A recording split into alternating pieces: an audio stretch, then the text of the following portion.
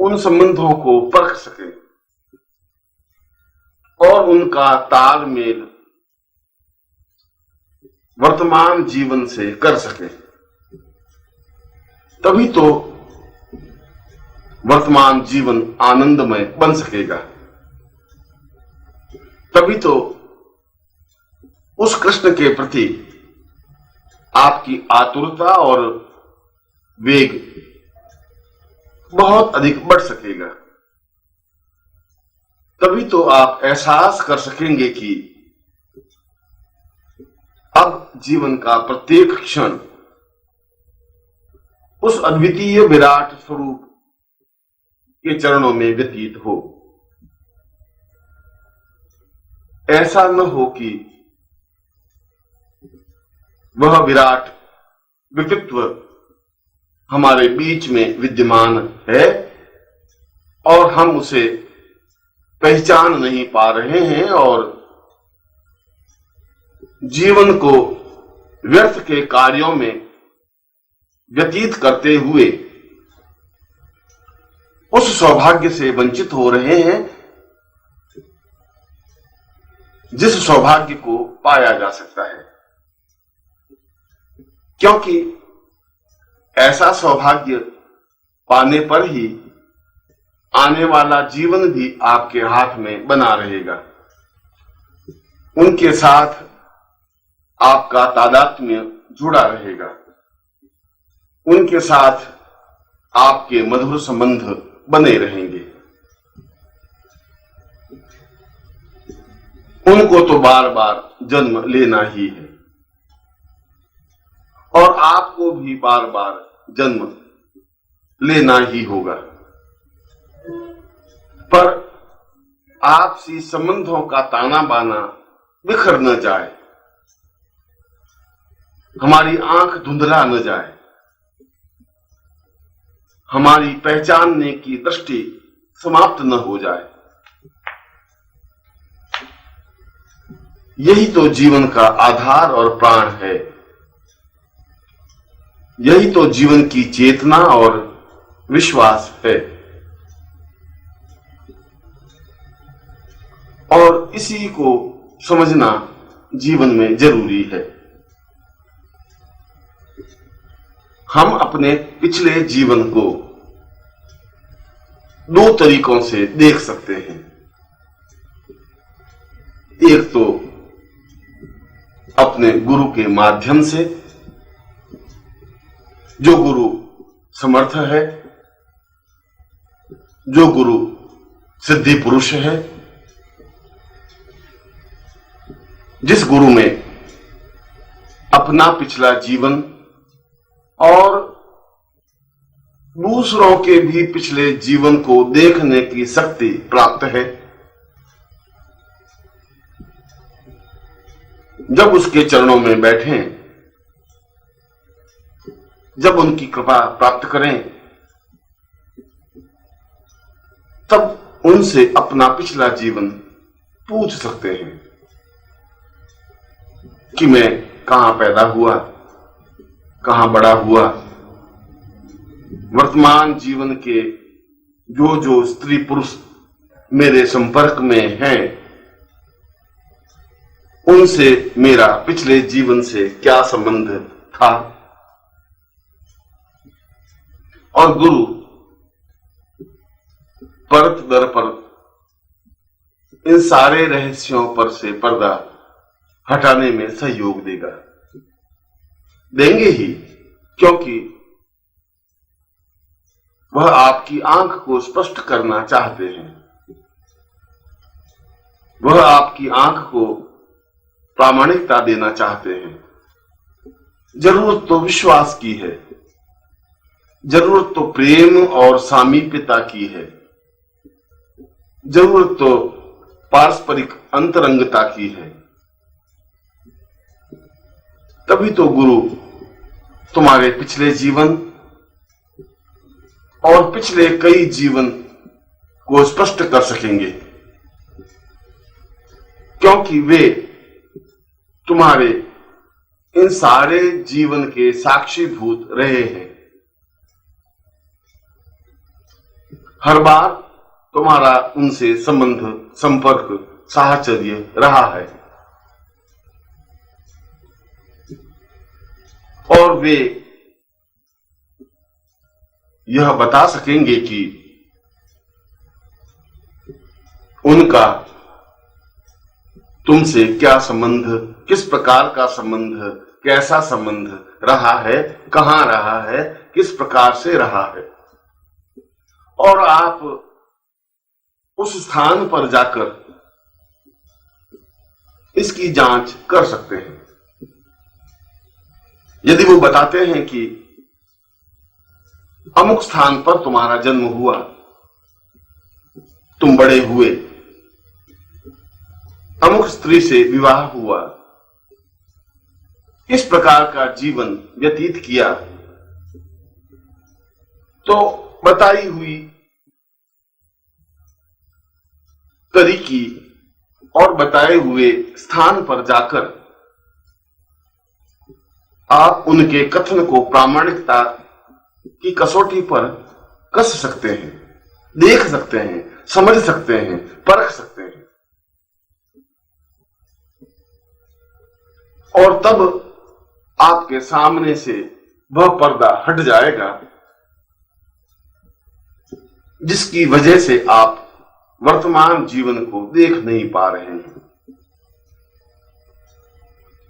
और गुरु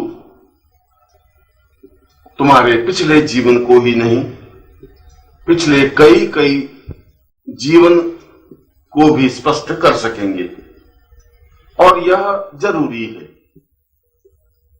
एक थ्रिल है, एक रोमांच है,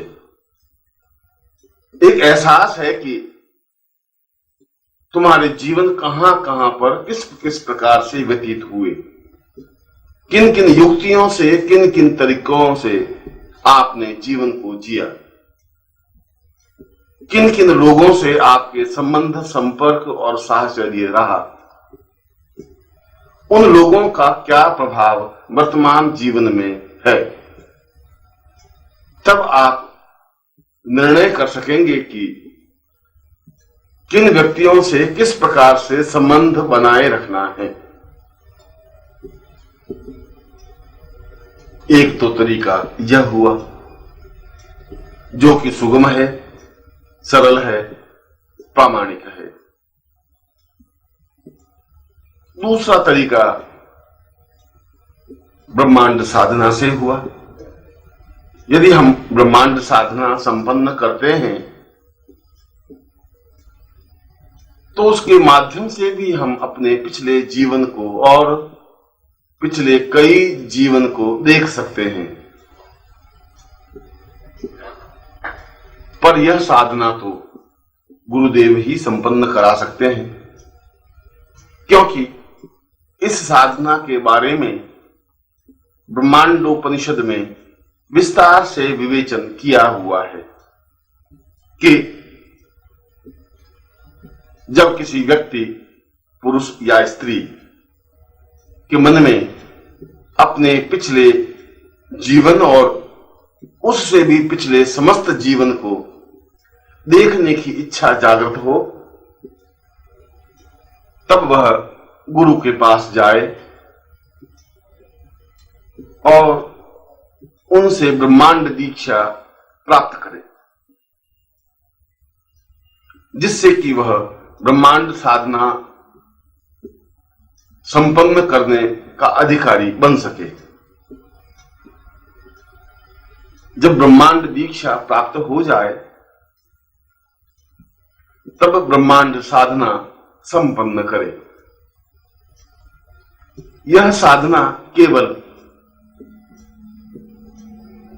30 दिन की है। ब्रह्मांड यंत्र को सामने रखकर शरीर के प्रत्येक अंग को ऊर्ध्वगामी मंत्र से सिद्ध करे और यह रहस्य, यह क्रिया गुरु सिखा सकते हैं, समझा सकते हैं। और फिर मनोयोग पूर्वक बताई हुई विधि से उस ब्रह्मांड मंत्र का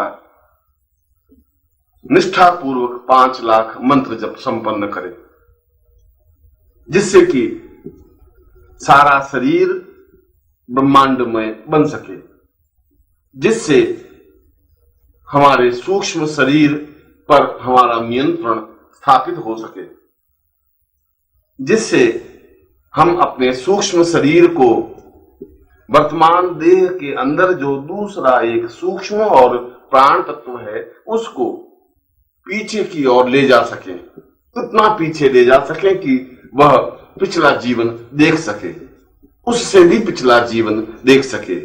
इस प्रकार से पिछले कई जीवन को देख करके फिर वर्तमान देह में आ सके और वे स्मृतियां हमारे मानस में बन सके, हमें याद आ सके, हम समझ सके, हम चिंतन कर सकें।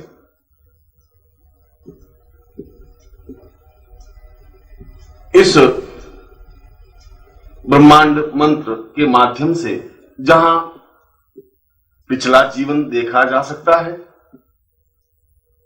वहां आने वाले जीवन को भी परखा जा सकता है कि हम कहां जन्म लेंगे, किस प्रकार से जन्म लेंगे, क्या हम सिद्धाश्रम में प्रवेश कर सकेंगे, क्या हम सशरीर सिद्धाश्रम में रह सकेंगे